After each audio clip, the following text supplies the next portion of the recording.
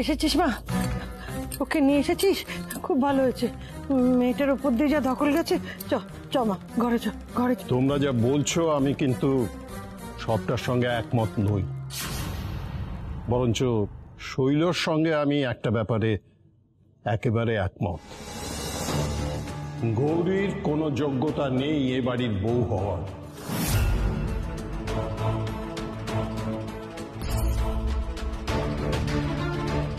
কারণ এ বাড়িতে আমার একার কথা ভাবলে বা বললে তো চলবে না।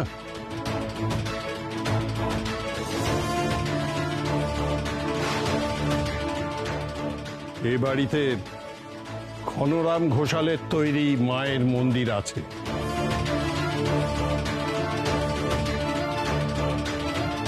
একটা ঐতিহ্য আছে এ বাড়ির, এই পরিবারে।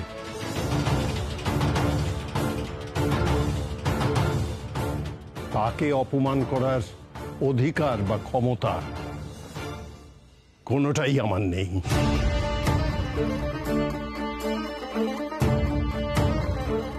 এ ব্যাপারে আমার হাত পা বাঁধা। আমাকে মানতেই হচ্ছে যে শৈলর সিদ্ধান্তই ঠিক।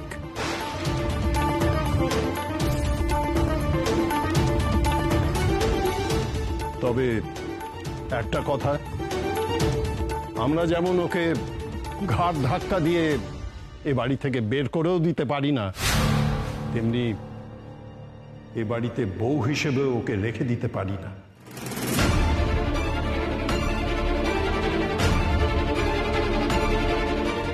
এর একটা নিষ্পত্তি হওয়া দরকার। প্রয়োজনে ঈশানের সঙ্গে কথা বলো, প্রয়োজন হলে কেউ একজন ওকে ওর বাপের বাড়ি নিয়ে গিয়ে রেখে এসো। কারণ যাই হোক না কেন, এটা তো সত্যি যে গৌরী এ বাড়ির বউ হতে পারে না, সবটা জানার পর।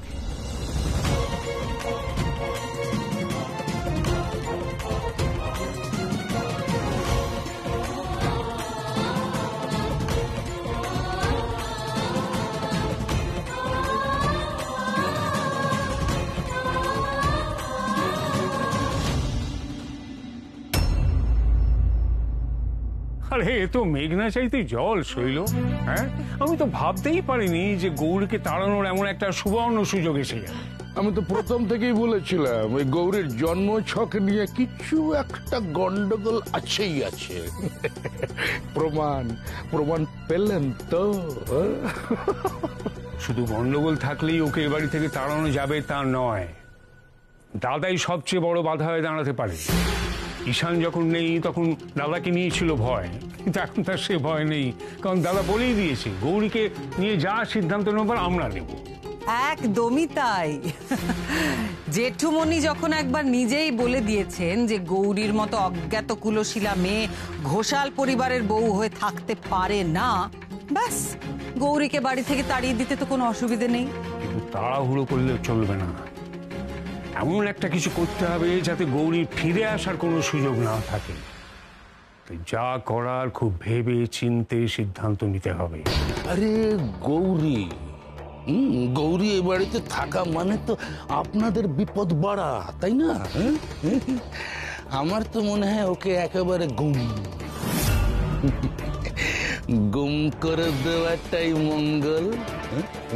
গৌরী হঠাৎ গুম হয়ে গেলে এই বাড়ির লোক সেটা ভালোভাবে নাও নিতে পারে, কারণ এখনো এ বাড়ির অনেকেই গৌরীর শুভাকাঙ্ক্ষী।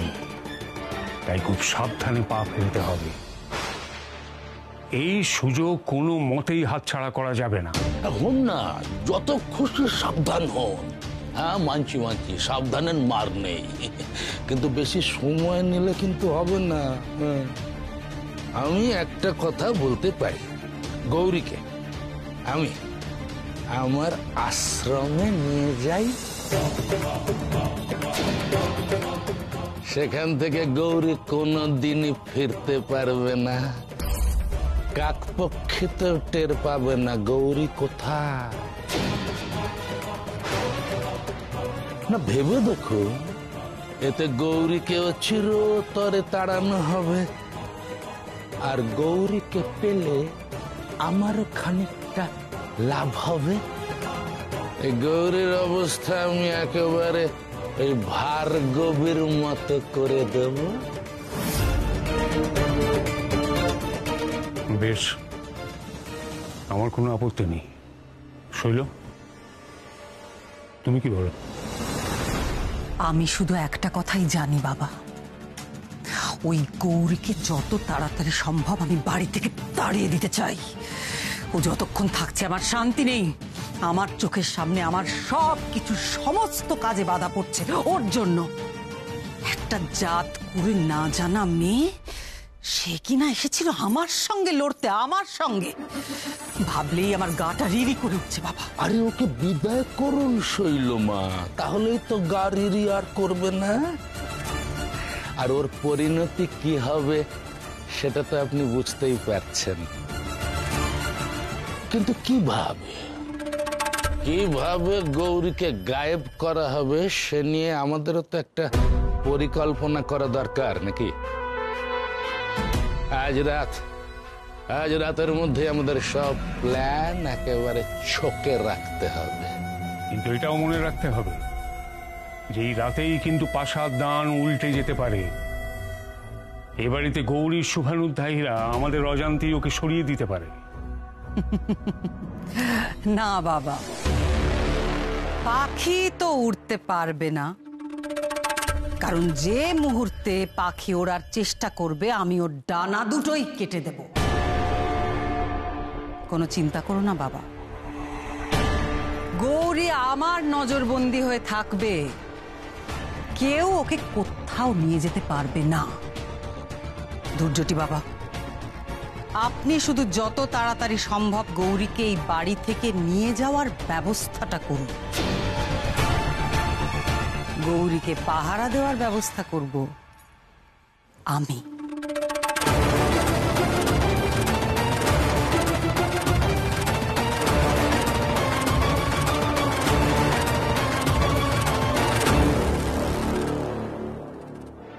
এসো, পড়ে থাকো এখানে, আর খবরদার ভুলেও এই ঘর থেকে বেরোনোর চেষ্টাও করো না, তুমি বুঝেছ? শৈল, শৈল কি করছো তুমি? এটা এটা ঠিক হচ্ছে না। কেন করব না?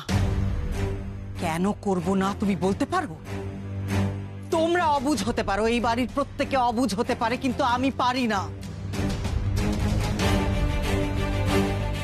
কারণ প্রত্যেকটা মুহূর্ত আমাকে ভাবতে হয় এই পরিবারকে আমি কি করে রক্ষা করব, এই পরিবারের ভালো কিসে হবে সেটা আমাকে ভাবতে হয়।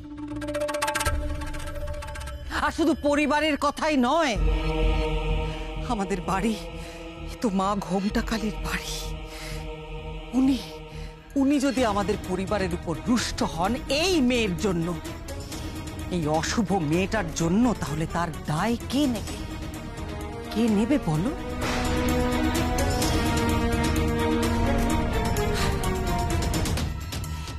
এই গৌরী মায়ের পুজো করেছে বলে, এই অশুভ মেয়েটা মায়ের পুজো করেছে বলে মা অসন্তুষ্ট, কিন্তু তাও উনি আমাকে ক্ষমা করেছেন। কারণ গৌরীর অতীত কি সেটা আমরা জানতাম না, কিন্তু এখন তো আমরা সত্যিটা জানি।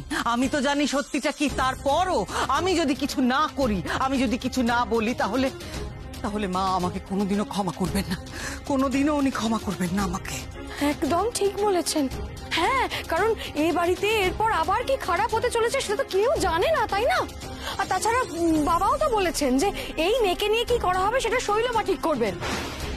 যতক্ষণ না আমি সিদ্ধান্ত নিতে পারছি যে কি করলে এই অশুভ ছায়ার হাত থেকে আমাদের পরিবার মুক্তি পাবে, যতক্ষণ না আমার গণনা শেষ হচ্ছে, যতক্ষণ না আমি উপায় বার করতে পারছি, ততক্ষণ গৌরী এই ঘরে বন্দি থাকবে। কেউ কোনো অবস্থাতে দরজা খুলবে না। বুঝতে পেরেছ? কোনো অবস্থাতেই নয়। শৈল মস্ত বড় ভুল করছে। যে ভুল থেকে এত বড় ক্ষতি হতে পারে, যার ক্ষতিপূরণ করার ক্ষমতা শৈলর নেই। চলো সবাই।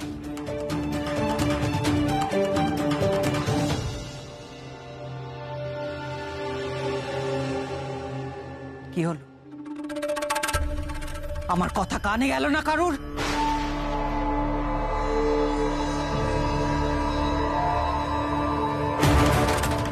চলো।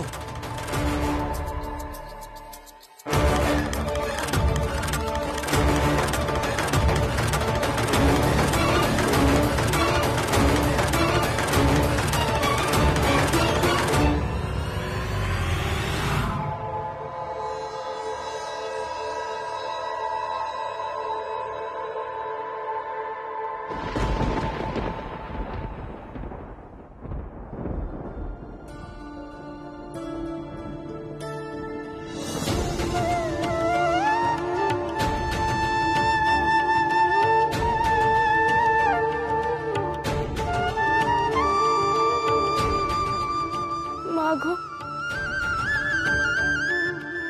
মাগো, আমার এতদিনের বিশ্বাস সব এক মুহূর্তে নষ্ট হয়ে গেল মা, এক মুহূর্তে।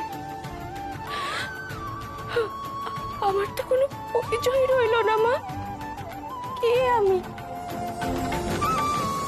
কারা আমার বাবা মা? আমি তো কিচ্ছু জানি না মা। আমি যে বাপের বাড়ি থেকে এসেছি সেটা আমার বাড়ি নয়, আর যে শ্বশুর বাড়িতে আমি আছি এখানে কেউ আমাকে চায় না মা, কেউ পছন্দ করে না আমাকে। তাহলে তো আমার এখানে থাকার কোনো মানেই নেই মা। ও মা, তুমি আমাকে বলে দাও মা। আমি তো কিচ্ছু দেখতে পাচ্ছি না মা, আমার সামনে সব অন্ধকার মা, আমি কোনো আলোর পথ পাচ্ছি না। বলে দাও না মা। কি গো, কি গো, আমার এই দুর্দিনেও তুমি চুপ করে থাকবে? তুমি কিছু বলবে না? মা, কিছু বলো।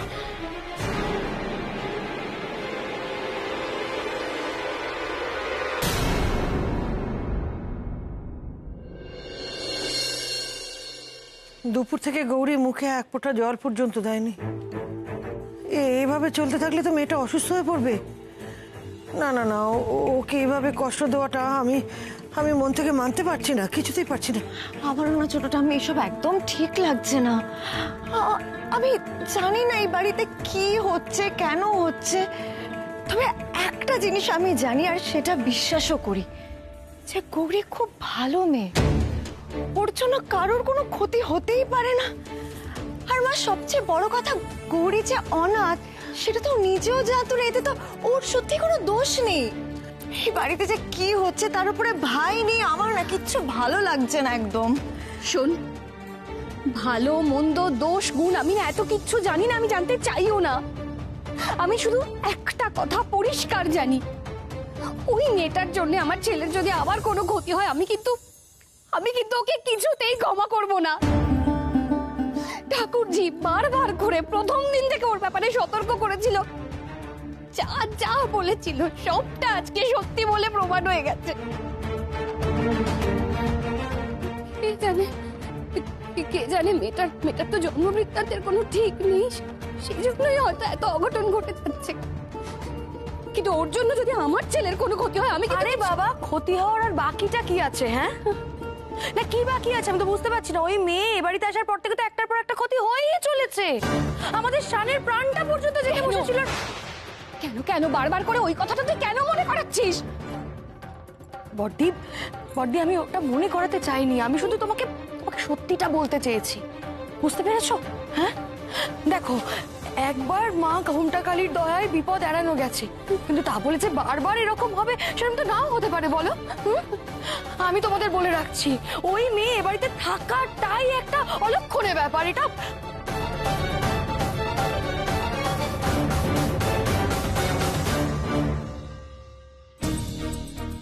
কি যে হচ্ছে এ বাড়িতে, সবাই মিলে গৌরীকে তাড়াতে উঠে পড়ে লেগেছে। শৈল এত সহজে থামবে না, গৌরীর চরম ক্ষতি কিছু করবে। মাগো, তুমি মেয়েটাকে রক্ষা করো মা, তুমি তো সবই দেখছো, সবকিছু এখন তোমার ওপর, তুমি রক্ষা করো।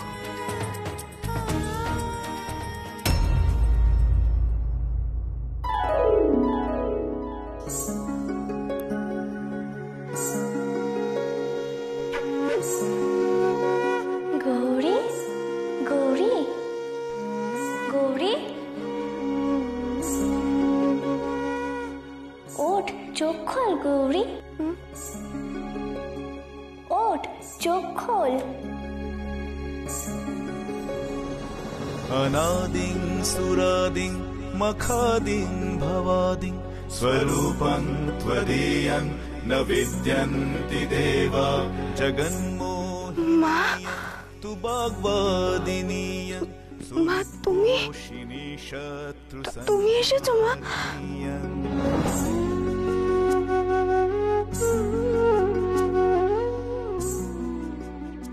মা, মা গো, মা তুমি এসেছো আমার কাছে? তুমি এসেছো মা? হ্যাঁ গৌরী, আমি এসেছি। একটু হা কর দেখি।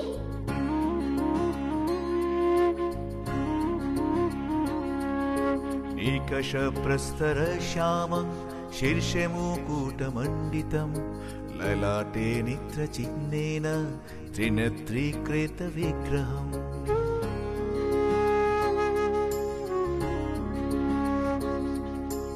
अघुरन् पद्मपत्राभ विशालास्मितलोचनं सुकृष्णप्रज्वलद्रूप नेत्रद्वयकणेनिकम्। মাগো, তুমি প্রসাদ আর চরণামৃত আমার জন্য নিয়ে এসেছো মা? হ্যাঁ গৌরী, এবার শরীরটা ভালো লাগছে? ভালো করে আমার দিকে তাকা দেখি।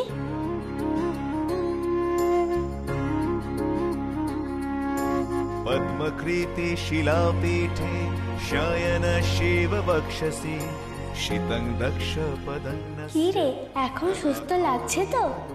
মাগো, আমি সত্যি জানি না মা, আমি সত্যি দেখছি কিনা না আমার মনের ভুল। তুমি সত্যি আমার কাছে বসে আছো মা? ও মা, তোমাকে যেমন অনেক কথা বলার আছে গো, অনেক কথা বলার আছে। বল, আমাকে কি বলবি?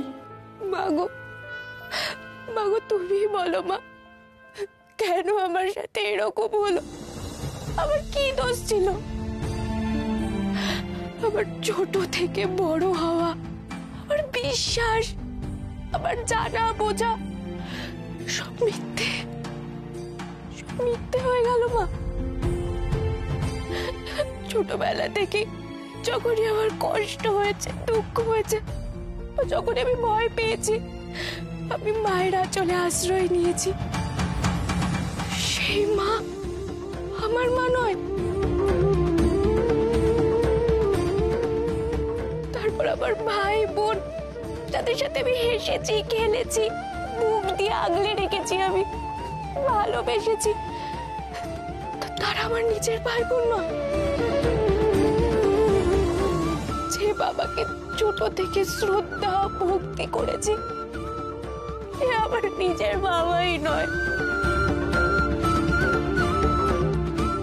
আমি আজ বুঝতে পারছি মা, আজ বুঝতে পারছি বাবা কেন ছোট থেকে আমাকে পছন্দ করতো না, আমাকে কোনোদিনও ভালোবাসিনি কেন। কারণ আমি তো তার নিজের মেয়েই নই, তার নিজের রক্ত নই। পরের মেয়ে কি কখনো আপন হয়? আসলে দোষ না আমার মা, আমি বড় অভাগী জানো তো। এই পরিবারে এসে যখন আস্তে আস্তে জায়গা পাচ্ছিলাম, সবাই ভালোবাসছিল, সবাই মেনে নিচ্ছিল, শুধু শৈল মা, ছোট দাদু আর মেজো কাকিমণি ছাড়া সবাই কত আপন করে নিয়েছিল। আর ডাক্তার বাবু,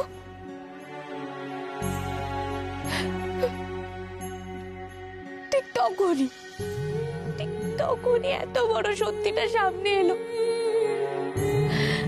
এতগুলো বছর কেটে গেল, কেউ আমাকে সত্যিটা বললো না। আমার জ্ঞান হওয়া থেকে এত বড় ভুলটাকে সত্যি মেনে এতগুলো দিন কাটিয়ে দিলাম। ভুল ভুল ভুল ভুল, সব ভুল মা, সব ভুল। কাঁদিস না গৌরী।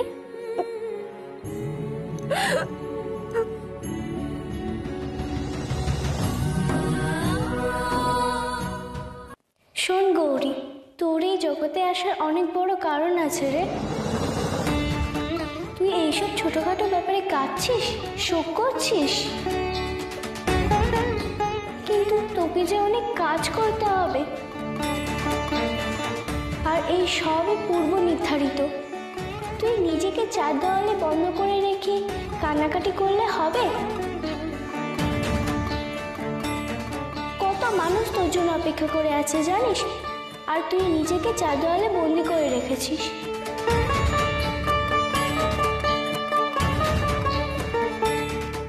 চার দেওয়ালে বন্দি মানে?